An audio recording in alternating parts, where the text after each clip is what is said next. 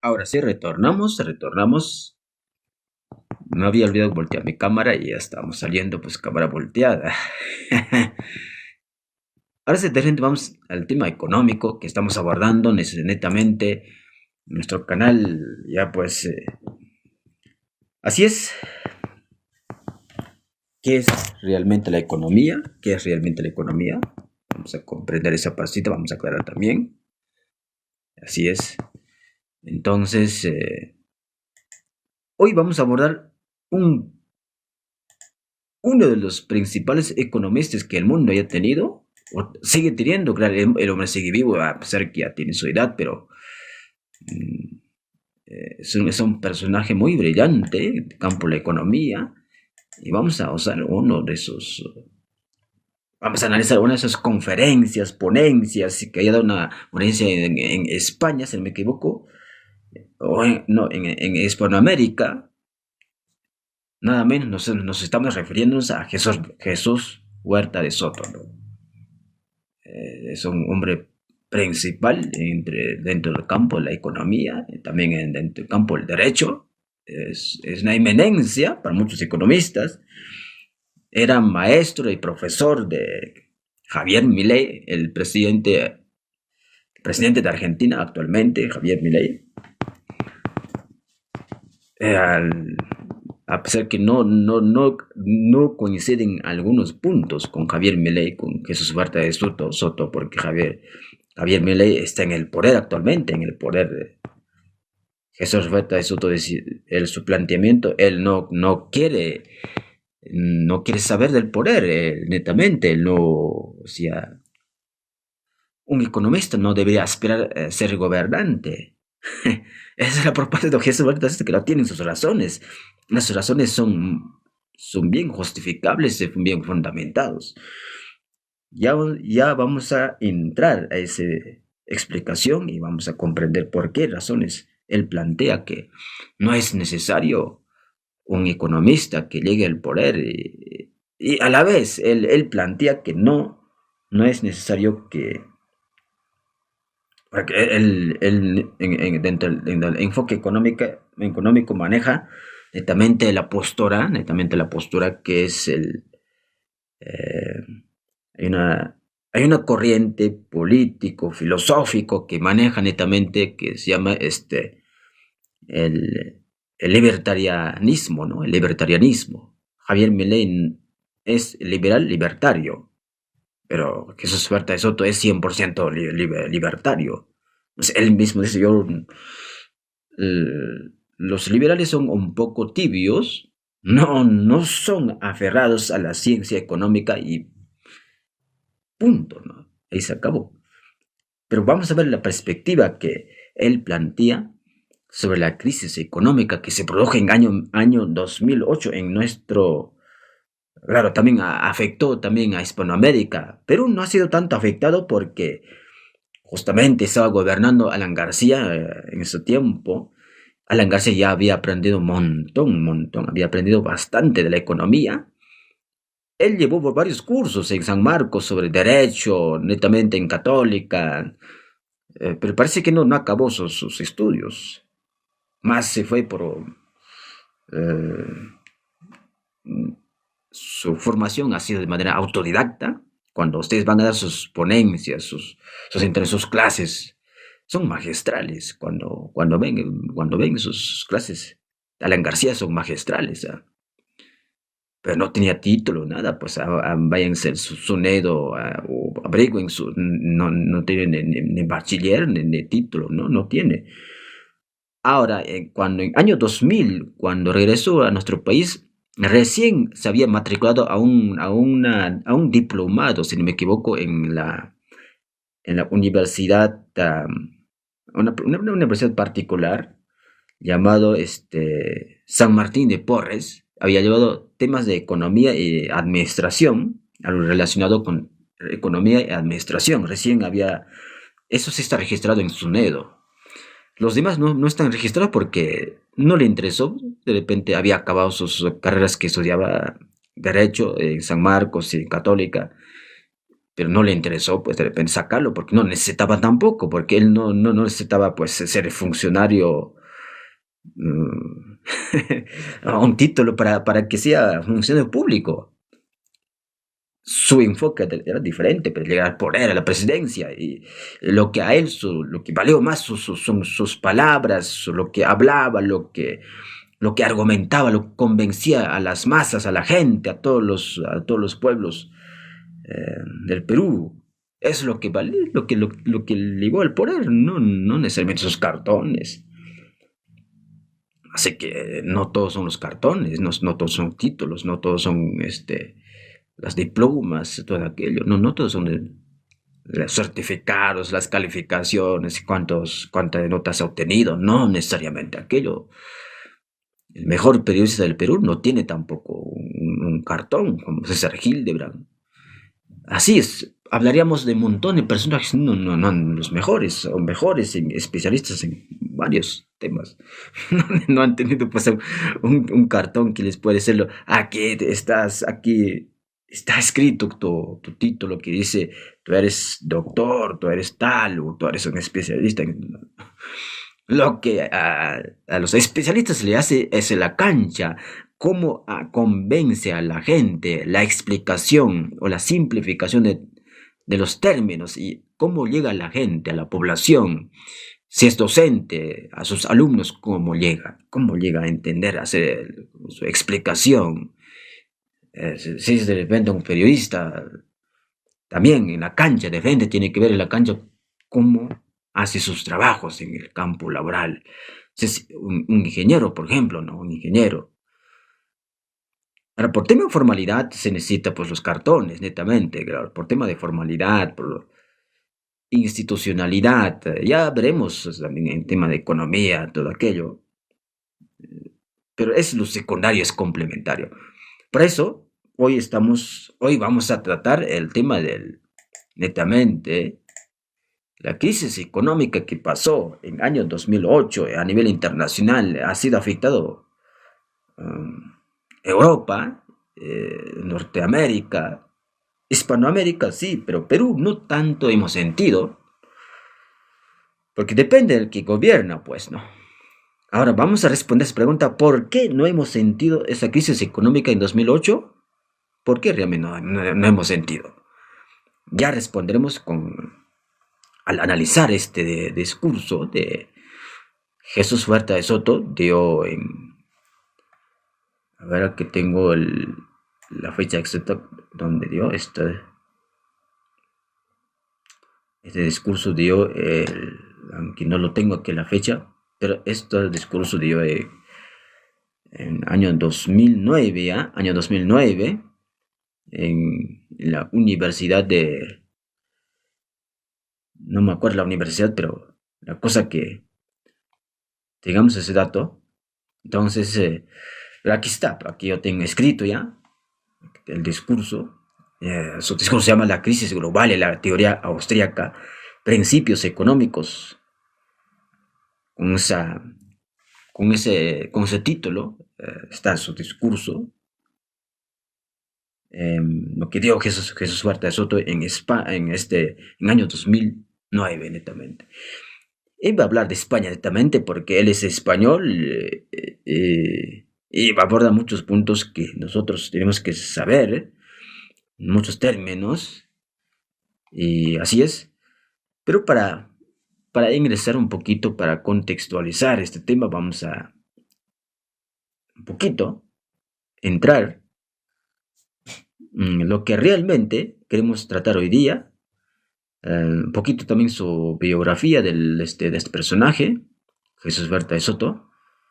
Bueno, Jesús Huerta de Soto, con base en la teoría de capital de la Escuela Austríaca de Economía, ya saben ustedes qué es realmente la Escuela Austríaca de Economía, son los propulsores, son los difusores, son los que teorizan la economía, netamente la ciencia económica, en defensa de la libertad, la propiedad privada. Eso es lo que economía tiene que defender. Se defiende el estatismo, pero ya no es economía, pues podemos llamarlo política, ideología, no sé, etc.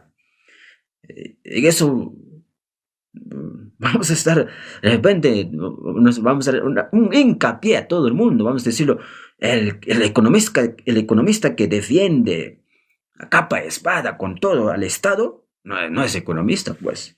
Ya vamos a dar las razones por qué.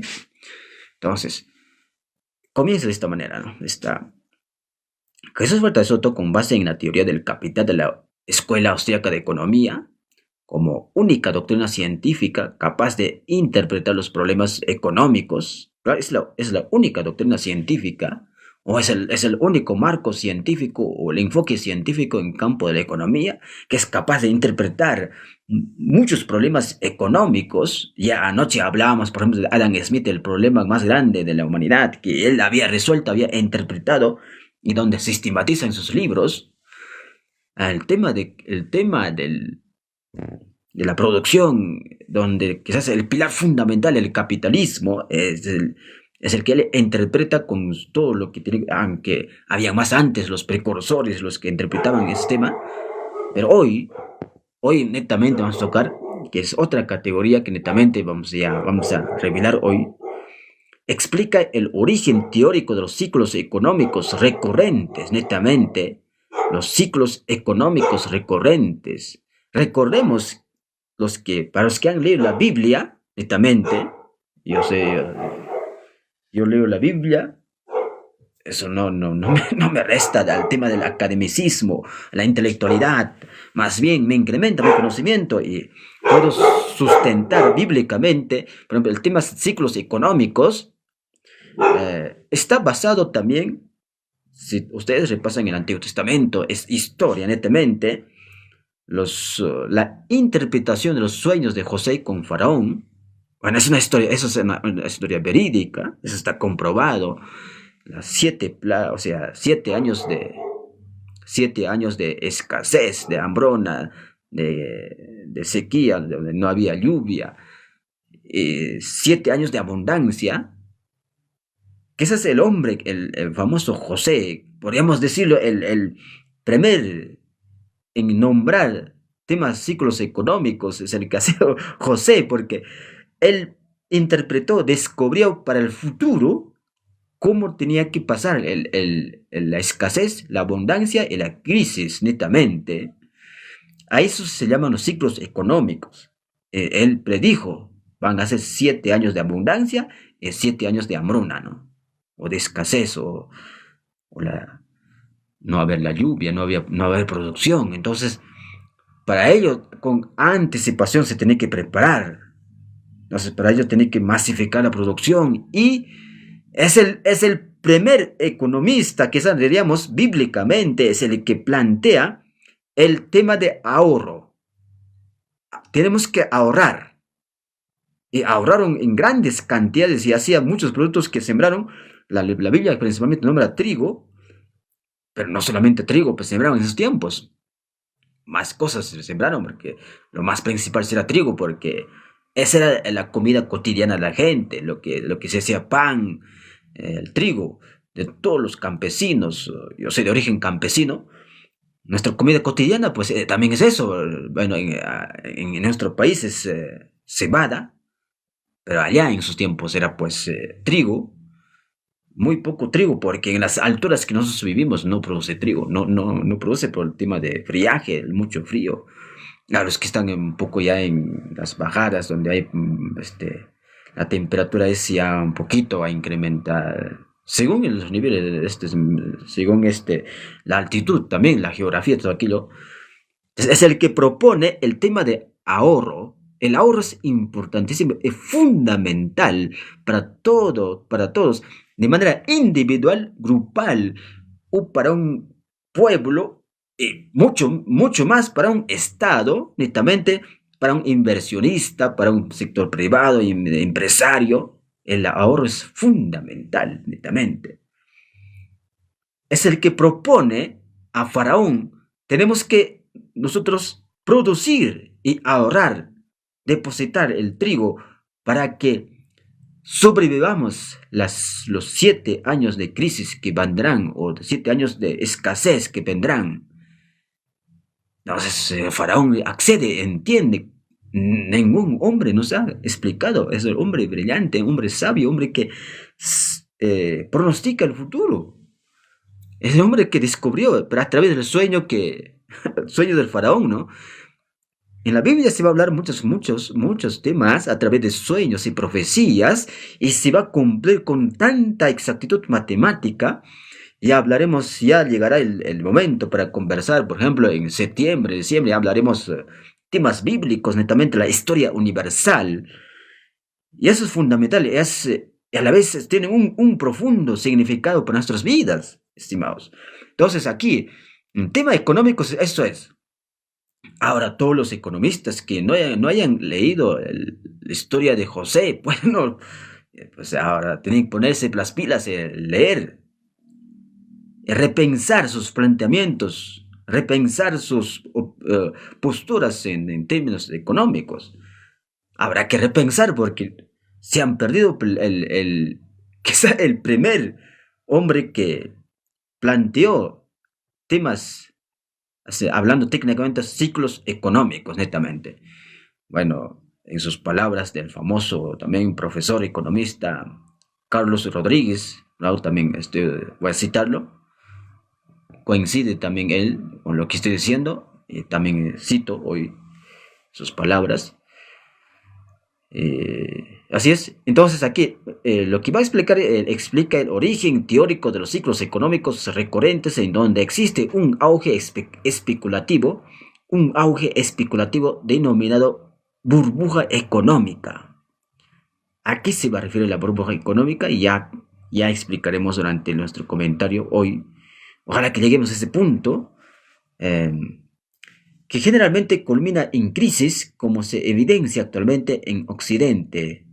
En ese momento, en 2008, había una crisis netamente en Occidente. Entonces, eso es lo que va a explicar en este discurso que él dio en año 2009. La universidad se llama, no me acuerdo el nombre de la universidad, pero lo importante, aquí tenemos el texto de la conferencia. Entonces, esto vamos a analizar esta parte netamente. Huerta de Soto manifiesta que esta situación se remonta a julio de 1844. ¿Qué pasó realmente en año 1844? Un poquito estamos haciendo un sinopsis. Cuando en Inglaterra se implementa la Bank Charter o Ley de Pell. Ley de Pell es un personaje que plantea sobre temas económicos cómo tenían que manejar tanto en el sector los inversionistas y los ahorradores, la economía, los gastos o los préstamos, todo aquello. Entonces, pero vamos a profundizar en ese momento.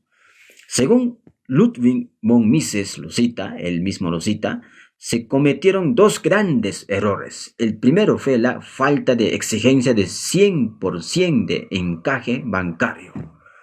Cuando habla de encaje bancario, este es un término técnico, también vamos a hablar un poquito de ese tema. Sé que es un poquito tedioso los términos técnicos, vamos a simplificar.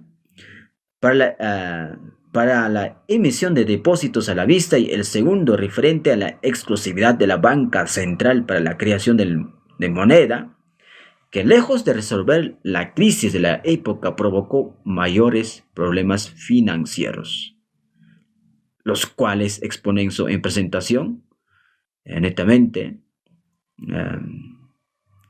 conjuntamente con otros interesantes temas. Claro, no solamente va a abordar esta parcita, este tema de la crisis, para fundamentar su discurso, va a recurrir a muchas fuentes, casos, netamente, como aquí nos menciona. Aquí hay un montón de temarios que tenemos también para hablar. Por ejemplo, uno de ellos que vamos a hablar es teoría monetaria, teoría del capital, el ahorro, que nos interesa muchísimo. Y también vamos a ver el desempleo, tema del desempleo. El origen de la crisis, netamente, de ese tiempo, y así sucesivamente muchísimos temas que tenemos para comentar. Entonces, comencemos de la siguiente manera. Un poquito su biografía de este personaje, vamos a verlo. Tenemos que saber cuál es su biografía. Jesús de Huerta de Soto, hombre brillante en temas de economía, netamente. Cualquiera de nosotros, de los que están interesados, estudien sus libros, tiene varias publicaciones. Encuéntrenlo, cree que bueno, en librerías, pues habrá que buscar, hay muchos libros en Lima, aquí también, en las provincias, algunos, ¿no? Pero aquí lo que necesitamos es netamente analizar y profundizar y comentar su discurso para comprender sobre la crisis económica. ¿Por qué se generan las crisis económicas, no? ¿Por qué se generan netamente?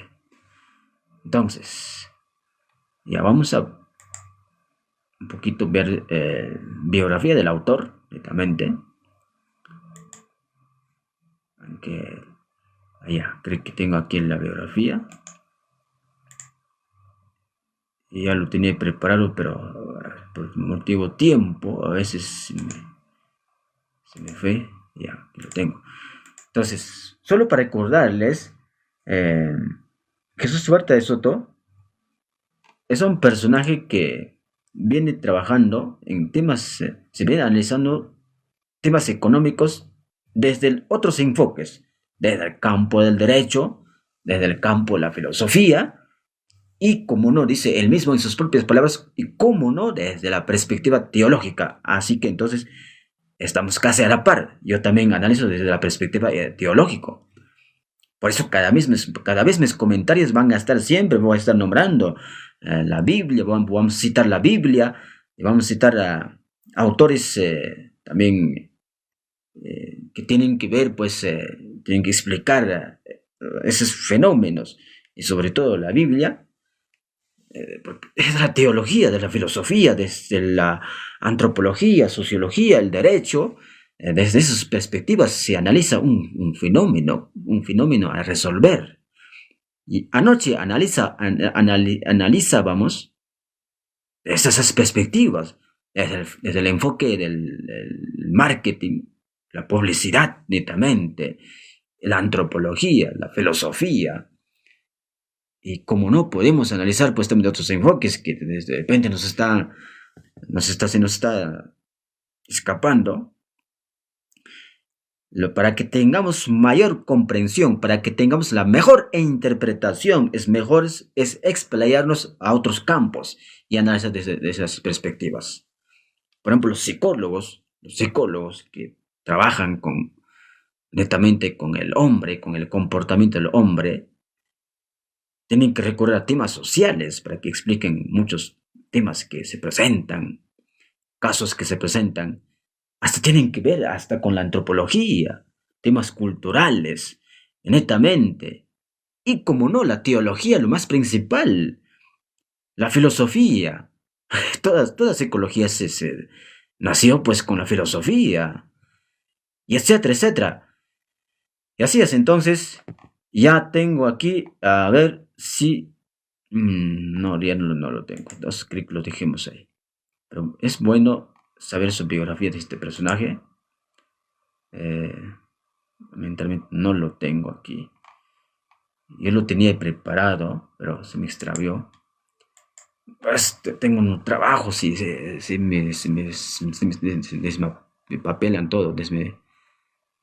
Pero vamos a verlo aquí. Otra fuente vamos a usar. Otra fuente que es más siempre que yo recurro. A ver, aquí tengo. Ahí está. Creo que en su propia página publicó. Él mismo creo que lo tiene aquí. Entonces, su último libro de Jesús Huerta de Soto está hablando sobre la pandemia. Ese libro sí creo que pueden encontrar en Crisol, en algunas librerías en Lima. Sobre la pandemia, analiza el coronavirus, o sea, la crisis de la pandemia, porque todo pues jugaba todo estaba alrededor, todos los acontecimientos estaban alrededor de la economía en tiempo de pandemia. Mucha gente sufrió hambre, escasez, necesidad. Y también hay un sector que se enriqueció con las vacunas, con las mascarillas, etcétera, desde el poder. Y muchas clínicas cobraban de manera onerosa, incrementaron los precios para las atenciones y perdieron, lamentablemente, muchas personas, pues, sus ahorros en esa pandemia. Y justamente toca Jesús Fuertes de Soto sobre la crisis de la pandemia. Un último libro que sacó, 2022 o 2023, si no me equivoco. Entonces, sería bueno que también recurran. Ese libro sí ha sido publicado recientemente, sí está recientemente publicado, entonces, de hecho, pues, no lo tengo, aquí tampoco no está. Ya, no nos queda otra cosa que ya, aquí tengo otra solución. Entonces, nació 23 de diciembre de 1956. Es un funcionario Jesús Fuertes de Soto. Sí, así nos menciona aquí. Aquí tengo también sus... Netamente queremos ver también algunas de sus obras, ¿no? Por lo menos, ¿no? No solo sus libros, también queremos ver su... me parece que esto es. Ya. Regresemos a esta parte. Jesús Fuertes de Soto. Ahí está. Ya. Nos quedamos con esto. ¿Qué dice aquí? También está en otro idioma. Pero vamos a traducir, ¿no? Aquí vamos a hacer una traducción automática, netamente. Una traducción automática. Así es. Nació el 23 de diciembre de 1956. Es un economista español de la escuela austríaca. Es profesor del Departamento de Economía Aplicada de la Universidad de Rey Juan Carlos de Madrid, España. Y Senior Fellow del Instituto Mises. Instituto Mises netamente de los economistas, de filósofos y netamente economistas. También es un miembro de ese instituto.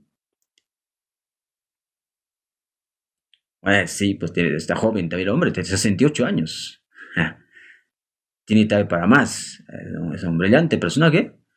Fuertes de Soto se licenció en Economía en 1978 y se doctoró en Economía en 1922 por la Universidad Complutense de Madrid. Netamente, obtuvo en MBA, o sea, un máster, ya son siglas ya están en inglés, pero en Ciencias Actuariales por la Universidad de Stanford en 1985. En 2000 se incorporó como catedrático de Economía Política en la Universidad de Rey Juan Carlos de Madrid. Desde 2007 dirige el máster de Economía de la Escuela Austríaca en la Universidad de Rey Juan Carlos de España, netamente. Así es. Y sigue su biografía, netamente. Hay más cosas aquí, podemos decirlo. En 2000, ya pasamos rápidamente, vamos a saltarnos. 2007 dirige el máster de Economía de la Escuela Austríaca de la Universidad de Rey Juan Carlos de Madrid. Desde 2007, claro. Fuertes de Soto fue editor también de 7 volúmenes de la versión en especial de, netamente, esto es, se me complica que como estaba escrito en otro idioma, la traducción se me complica. Recibió premios: Premio Internacional de Economía Rey Juan Carlos, Premio Adam Smith, Premio Franz Quechuel a la excelencia en economía, educación económica, netamente. Así es. Mayormente él se dedica a teoría del equilibrio general, ciclo económico austríaco y banca de reserva completa, dinero y banca, También aquí estudió también en la Universidad de Finanzas del Gobierno de la Federación de Rusia. Publicó algunos libros, vamos a nombrar, lo que ha publicado. Ya nombramos su último libro. Dinero, crédito bancario y ciclos económicos. Es un libro brillante. Publicó en año 2012. Otro libro que publicó, Teoría de la Eficiencia Dinámica, año 2009. Estudio de Economía Política, en año 2004. La Escuela Austríaca, Mercado y Creatividad Empresarial, en ese libro, sí lo tengo ese libro, año 2000. Planes de pensiones privadas, beneficio de pensión privada, publicó en año 1984, cuando recién estaba entrando pues a la academia, lecturas de economía política, y etcétera, etcétera. Ese es Jesús Huerta de Soto. Para los que no conocen, es un español, es un economista bien recorrido por muchos estudiosos, académicos, a él lo citan. He leído varios artículos, he encontrado citando citas que habían sacado de sus publicaciones, libros o artículos de Jesús Huerta de Soto. Netamente lo encontré en varios textos que lo leí anteriormente. Así es.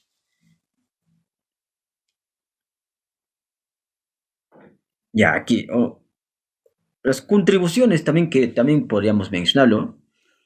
Desde mayo de 2004 es fundador y director de la revista académica Procesos de Mercado, revista europea de economía política. Entre sus aportaciones más conocidas destaca su análisis teórico sobre la función empresarial y la imposibilidad del socialismo, presentado en su libro Socialismo, Cálculo Económico y Función Empresarial. Ese libro es brillante, consíganse. Ese libro sí es bien conocidazo. También destacan sus contribuciones al desarrollo de la teoría austríaca del ciclo económico en su libro Dinero, Crédito Bancario, Ciclos Económicos, y la elaboración de la teoría de la eficiencia dinámica en su libro, claro, en español ya lo mencionamos, aquí en inglés todavía está. Sostiene que el análisis de la realidad social requiere la combinación correcta de los siguientes tres enfoques. Teoría, en lo teórico, que él mayormente recorre, es Ludwig von Mises. Histórico evolutivo, Friedrich Hayek, bien conocido. He encontrado sus libros en Ayacucho también. Lo ético es Murray Rothbard, ¿no? Las obras de Jesús Huerta de Soto han sido traducidas a 21 idiomas, mira, incluidos el ruso, chino, japonés y árabe.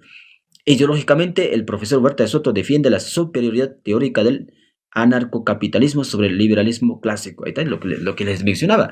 Anarcocapitalismo es el sinónimo del libertarianismo, o libertarianismo, netamente.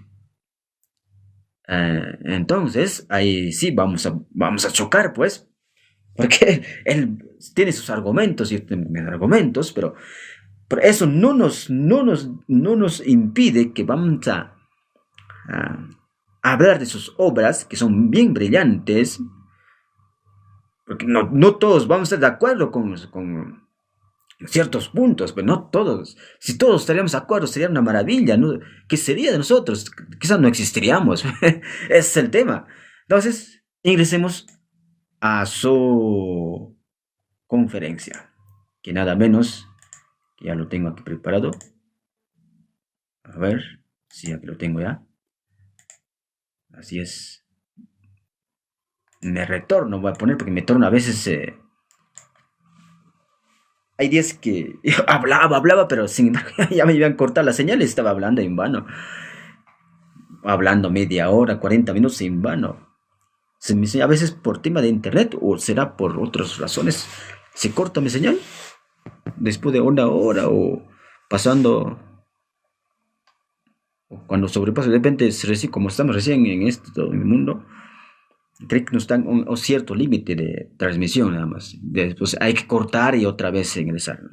Cortar y otra vez ingresar. Ojalá que nos acompañe un poquito más a una hora para, por lo menos para introducir este tema, que es fabuloso, es fascinante. También de la economía, solamente es para comentar, es netamente pues, explicar en términos sencillos. Bueno, a eso los periodistas nos dedicamos a eso, simplificar los términos económicos, digamos, técnicos, las categorías que se escriben en muchos libros de netamente académicos o científicos. Entonces simplificamos para unos términos y explicamos a la gente. Eh, es el palabra, o sea, es el trabajo de los periodistas, netamente. Sí, seríamos netamente, explicaríamos con esos términos, las aulas de las clases, los que están llevando, los de posgrado, todos aquellos ya tienen, pues, ya tienen un conocimiento amplio, entonces podrán comprenderlo, ¿no? Pero la gente en la calle, la gente que estamos cada día buscando, cada día ganarnos el pan de cada día, estamos pues, no sabemos muchas cosas, términos técnicos, palabras, extranjerismos, idiomas, etcétera, etcétera. Y aquí estamos para simplificar, netamente. Entonces, vamos a entrar ya. Aquí lo tengo, ya. Comienza de esta manera su conferencia, ¿no? Pero vamos aquí también ya, a la vez, no lo voy a leer textualmente, ya voy a leer comentándolo, netamente, comentándolo. Aquí nos dice, aquí dice, vengo de España, dice, vengo de España. Entonces aquí nos hace entender que esta conferencia dio pues en Hispanoamérica, eso me acuerdo, creo que era en Centroamérica, si no me equivoco. Universidad Marroquín, se llama Fernando Marroquín, me parece que se llama la universidad. Pero lo importante, aquí tenemos su texto y vamos a analizar. Aquí menciona, dice que donde en este momento, o sea, en ese momento, 2008, el desempleo ha superado, dice, ha superado en España. En ese momento dice que estaba 18% de la población activa, ya estaba estaban desempleados prácticamente en España. Esa es la crisis que estaba pasando allá, crisis económica. Entonces, hay más de 4 millones de personas que están parados, o sea, estancados, no trabajan prácticamente en España. Crisis alcanzó a los españoles. Crisis de año 2008. Dice aquí, hemos alcanzado el límite de 4 millones de desempleados por primera vez en la historia. Por primera vez. Imagínense. Y en Perú también hemos tenido nuestra crisis, ¿no?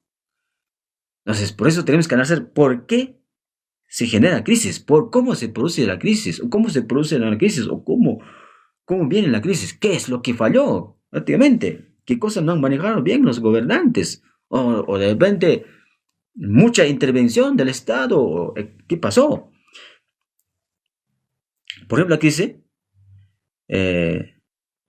se destruyó, hay una destrucción de empleo de unos 6.000 personas, 6.000 trabajadores, 6.000 hombres y mujeres, dice, por día. O sea, por día quedaban desempleados 6.000 hombres y mujeres ya, o sea, 6.000 trabajadores, personas netamente, por día.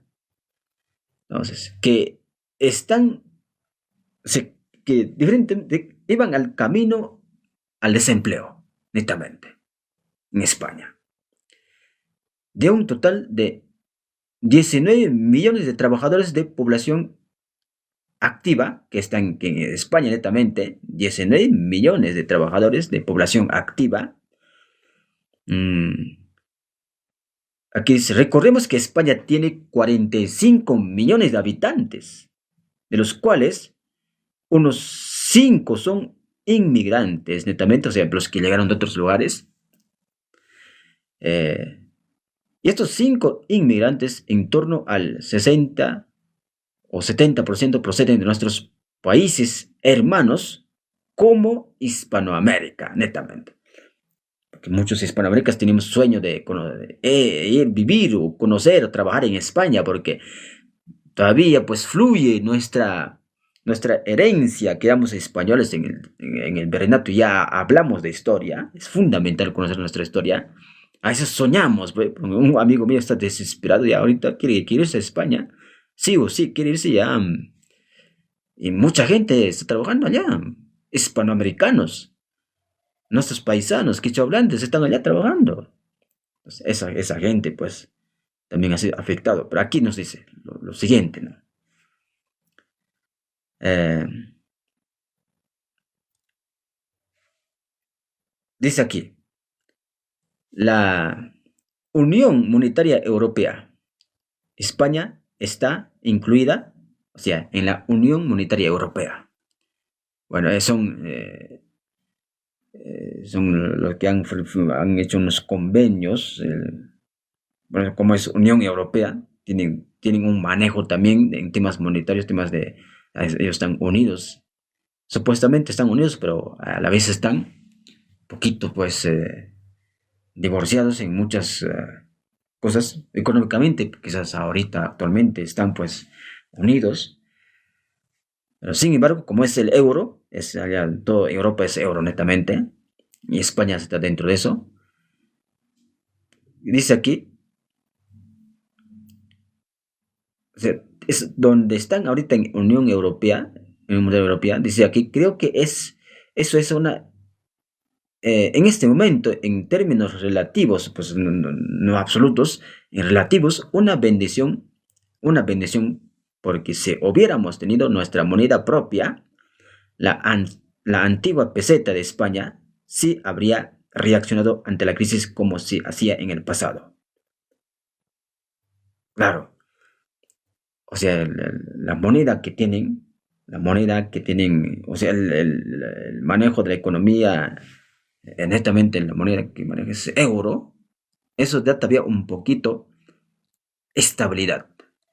Muchas crisis que, por eso los economistas, que netamente españoles, van a valorar la Unión Europea como desde la perspectiva económica, con buen ojo, ¿no? Van a ver. Así lo mismo podemos ver también el dólar americano. Los buenos economistas ven con buena vista esa propuesta que implementaron en Europa, la Unión Europea, el euro. Recordemos que Hugo Chávez tenía un sueño para nuestra Hispanoamérica, un sueño de implementar una moneda común llamado Bolívar. ¿Recuerdan o no? Bolívar, o sea, Hugo Chávez tenía esa intención de implementar para Hispanoamérica una moneda común llamado Bolívar, netamente. O sea, todos los hispanoamericanos teníamos una moneda, Bolívar. En cualquier momento, si vamos a Ecuador, a Colombia, a Chile, tranquilamente, pues usábamos nuestra moneda, nuestro Bolívar, ¿no? Tenía ese sueño. Por ese lado podemos rescatarlo a Hugo Chávez, que ya tenía un sueño, en términos económicos, tenía un sueño de repente, supo entender bien. Ahora, el contexto de los peruanos es otro contexto como los europeos. Habrá que ver eso también, porque cada contexto hay que verlo con diferentes, con pinzas, porque a veces en Europa puede funcionar la moneda común, pero en Hispanoamérica quizá no. Eso habrá que estudiarlo bien. Por eso los economistas pues, tienen que estar alerta, analizando, estudiando los casos según el contextos culturales, netamente, políticos, sociales, y como en Norteamérica, contextos religiosos, netamente, claro, dentro de la cultura, netamente, y eso, porque recordemos todo lo que es este centro de la historia, es netamente la religión, y eso es fundamental y principal, netamente. Y aquí nos menciona, si hubiéramos tenido la antigua peseta, si habría reaccionado ante la crisis como se hacía en el pasado, es decir, con una profunda devaluación y que hubiera supuesto, pues, un engaño, una ilusión monetaria, una profunda devaluación. Ya pasó en nuestro país la devaluación. La devaluación es la pérdida del valor de nuestra moneda o nuestro billete. Un ejemplo, si antes comprabas de repente pan con un sol, 10 panes, hoy ¿cuánto está un pan para un sol? Te dan, en algunos lugares te dan 4 panes, en algunos lugares te dan 3 panes, en algunos lugares te dan 2 panes para un sol. En algunos lugares se encuentran 5 panes para un sol, pero son más pequeños los panes, ¿no? Depende del tamaño. Pero en décadas de 90 hasta 2000, recordemos que sí teníamos nuestro pancito para un solo 5 panes. 5 panes. Y te alcanzaba para tu familia, ¿no? Si tenías, pues, cada uno, si tenías 10 familias, tenías varios hijos, pero nosotros somos 7 hermanos, 8 hermanos. Con mis padres ya somos 10, netamente. Entonces, con un sol, tranquilamente podíamos tomar nuestro desayunito con 10 panes. Y ya pues, pero hoy, o sea, nuestra moneda se ha devaluado. Eso es lo que iba a pasar en España, pero ¿quién puso freno a aquello? Netamente, pues el euro, la moneda común de Unión Europea, netamente. Entonces, si implementaríamos en Hispanoamérica eso, ¿sería bueno, necesario o funcionaría? A ver, evalúen los economistas. Vamos a tocar. Pero ¿cómo, por qué funciona el euro? ¿Por qué está, aparentemente está funcionando como debe ser? Porque allá es fundamental el sector privado, ¿no? Sector privado. Recordemos que el sector público no produce casi nada. El sector público es el que derrocha el dinero, es el gastador, es el que gasta, pero no produce. ¿Quiénes son los que producen? El sector privado, netamente, pues. Entonces, de eso depende, pues. Pero a eso ya entraremos en su momento, pero les adelanto. Entonces, eh, aquí dice, para los ciudadanos españoles que sin darse cuenta de la noche al día o a la mañana, habían visto disminuir el valor de su riqueza y de sus rentas. A lo mejor ese 15, 20 o 25%. Claro. O sea, noche a la mañana, o sea, uno se da cuenta y disminuye el valor de tu riqueza, de tu dinero, de tus rentas. Imagínense 15, 20, un 25%. Pérdida de ganancia, pérdida de tu inversión, de tu trabajo. Recuerdo que año 2000, no, año 92, cuando Fujimori cambia, porque el INTI totalmente estaba devaluado totalmente por los suelos. La gente cobraba con unos billetes así, eh, y ibas al mercado, no te alcanzaba ni para un canasta familiar de día, pero tenías un montón de dinero, billetes, eras millonario, pero no alcanzaba casi nada. No alcanzaba, pues. Me cuentan algunos, pues me contaban los que han pasado en ese tiempo, decir que tenían un ahorrito de 80,000 intis. Pongamos, un ejemplo que estamos poniendo, porque literalmente nos contaban, ¿no? A unos docentes que he tenido estaba estudiando, los que tenían, supongamos, 100,000 intis de ahorro, ¿no? Y con el Fujimori, cuando digo shock, cambio radical de la moneda, a partir de ahora se va a usar un sol, solo un sol. Nuevos soles, no, nuevos soles. Van al banco y los que tenían 80,000 simplemente cobran 8 soles nada más, pues. Y los que tenían 200,000 cobran 20,000 nada más, 20 soles. ¿Qué pasó? Y la gente dice que quería suicidarse, estaba desesperado. Pero ese es el shock, pues, ¿no? Es el shock que produce el chino Fujimori, Alberto Fujimori. Ahora, en su momento hablaremos si estaba bien lo que ha hecho Fujimori. Hablaremos en su momento. Aunque muchos críticos ya vendrán cuando comencemos a hablar de Alberto Fujimori. De repente, ¿por qué? ¿Por qué hay muchos odiadores de Fujimori? ¿Y por qué hay pocos amadores? Eso es lo que pasó en nuestro país. Es un fenómeno histórico que también vamos a tocar en ese momento. Y ahí está. Entonces, sigamos lo que dice nuestro amigo economista Huerta de Soto.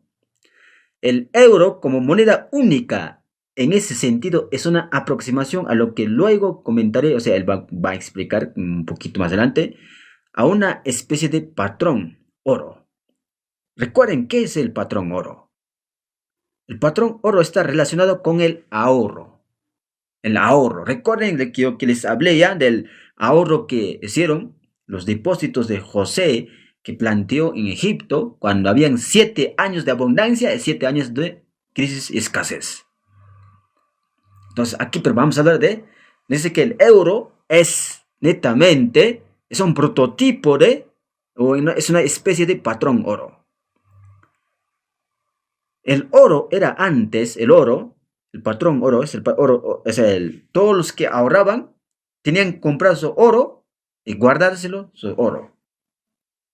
Si querían ahorrarlo, tenían que comprar su oro, pues, ¿no? Entonces, eso era más seguro para ahorrar. Ahora, en estos tiempos, ¿cómo está sí mantiene todavía. Hay gente que ha comprado oro, está ahorrando en oro. Claro, porque nuestra moneda nacional de cada país, cuando llega una crisis, pues no sabemos qué pasará en el año 2026, 2030, no sé, de repente viene un gobierno estatista y si nuestro, va a devaluarse nuestro sistema monetario, va a devaluarse. Entonces, los sabios en economía, mejor es ahorrar en oro, pues, ¿no? O simplemente ahorrar en dólar, euro, porque aquí el euro es una especie de patrón oro. Aquí, ojo, ojo, todos los que quieren ahorrar, es un buen punto, ¿eh? Ahorren en euros o en oro, pues, ¿no? Mejor es ahorrar en oro o en patrón de este euro o dólar, ¿no? Ahora, nuestro dólar en América, digamos de Estados Unidos, netamente, está pues en estos momentos en buenas condiciones con nuestro amigo Donald Trump, que según las palabras del economista Daniel Scala, él manifiesta que sí está conduciendo bien económicamente su país, Donald Trump. Yo no digo, él dice, ¿no? También dice otro economista, mira, Javier Milei también está en su grupo. Eh, hay muchos que están chancando, están criticando a Donald Trump, pero hay un testimonio, hay una evidencia que los propios trabajadores americanos, estadounidenses, están agradecidos con Donald Trump. Están agradecidos porque hay un incremento en sus arcas, en sus ganancias, en sus rentas, unos porcentajes que está subiendo en sus ganancias, en sus rentas. Por eso están profundamente agradecidos. Entonces quiere decir que está marchando bien la economía el manejo de Donald Trump en temas económicos. Aunque Jesús Huerta de Soto eso lo va a pues criticar, eh, porque él no quiere pues eh, no solo él, hay otros economistas, hay varios economistas que él también cita a otros economistas para sustentar su postura. Un buen economista no se debería meterse al sector público, porque el sector público es el que derrocha el dinero, es el que gasta, es el agente gastador, es el agente expropiador, es el agente extorsionador. Ya hablaremos en un momento de qué cosas son esos, ¿no? Extorsionador. Un ejemplo, Sunat, ¿es extorsionador o no? Sunat en nuestro país. A mucha gente ha extorsionado, a mucha gente. Grandes abusos. Por eso hay gente que cuando quieren hay una propuesta que yo podría lanzarlo, ya lanzaron otros. Vamos a eliminar Sunat. Mucha gente ahí van a saltar. Sí, bravo, bravo, hay que eliminar Sunat.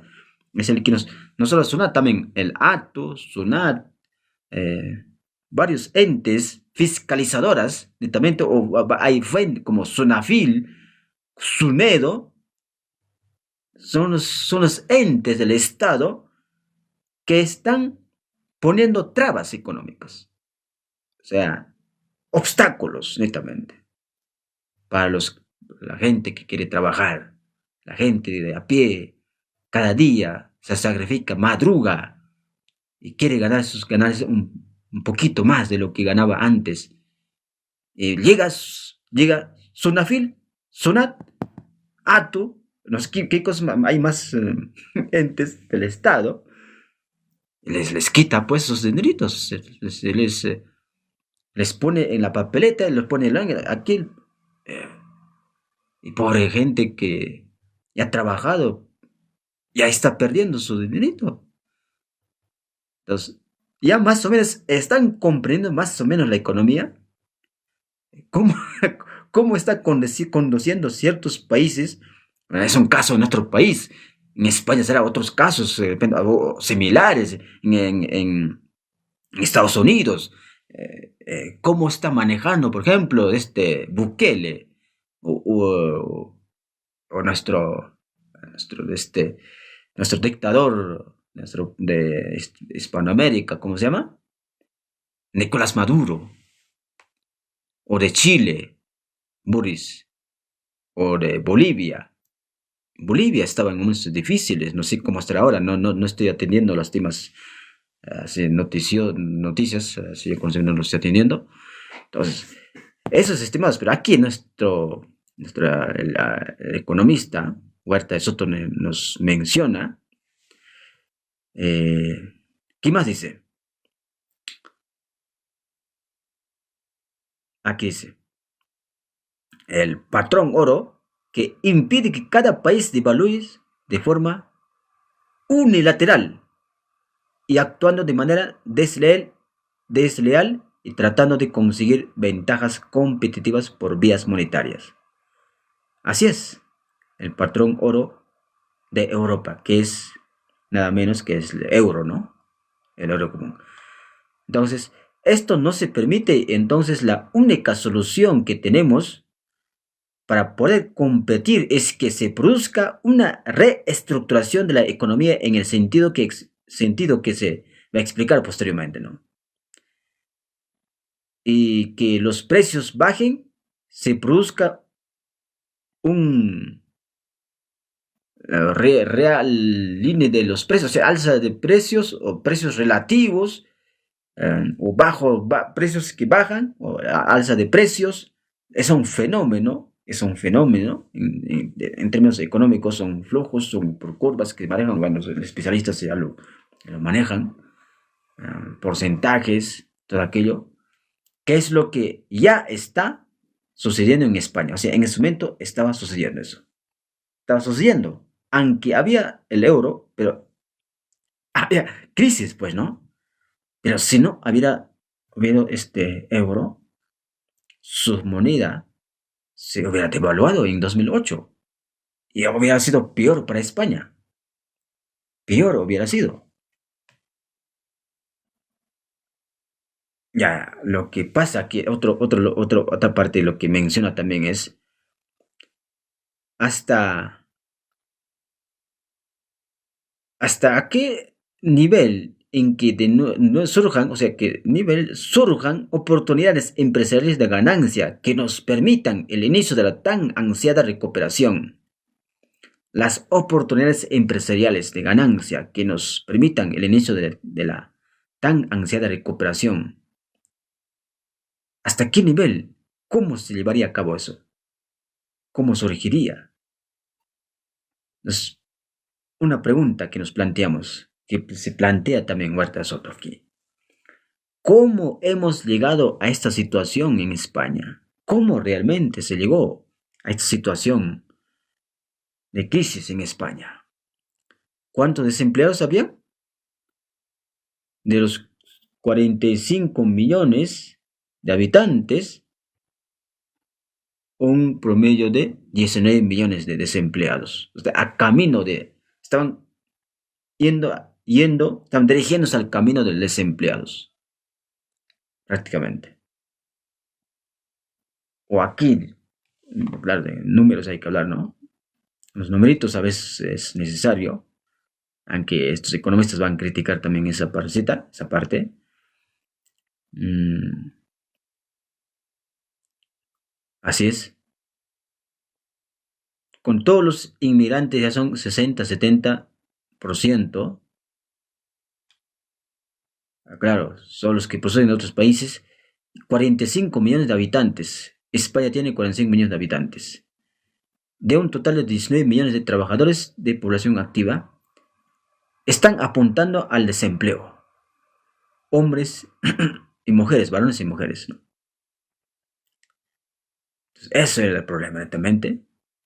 Entonces, la pregunta que nos hacemos, ¿cómo hemos llegado a esta